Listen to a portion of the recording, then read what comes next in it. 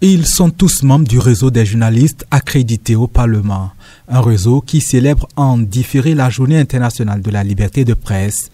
Le lancement des activités de cette manifestation se fait avec le sentiment et les yeux rivés vers le creuset qui connaît un bond évident.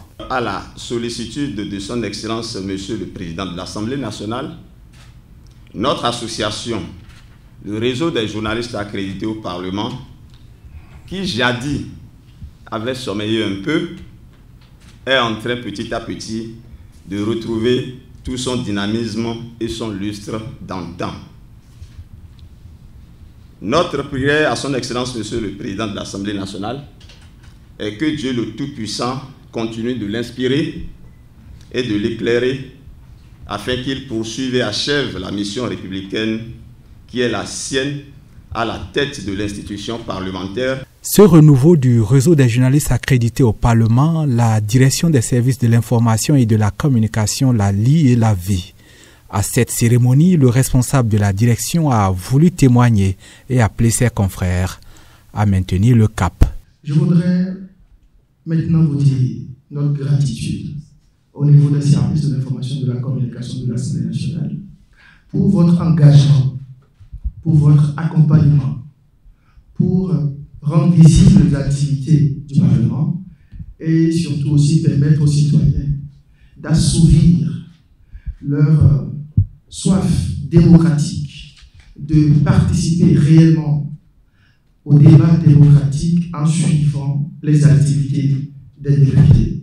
Si au nom de Luc Bernouv-Lavonou, le directeur adjoint du cabinet du président de l'Assemblée nationale a salué le dynamisme retrouvé du REJAP, il a insisté sur les choix thématiques des réflexions prévues à l'occasion de cette célébration. C'est une excellente chose et je ne veux pas oublier la conférence débat qui aura lieu tout à l'heure sur les thèmes regard critique sur la production de la presse parlementaire et gestion de l'information en période de crise, car des élections politiques.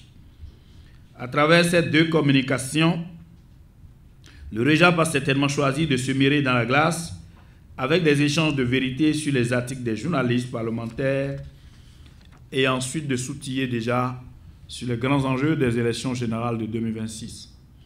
Ceci à coup sûr pour rechercher de bien jouer sa partition dans le sens du renforcement de la paix et du vivre ensemble au Bénin en dépit des contradictions politique.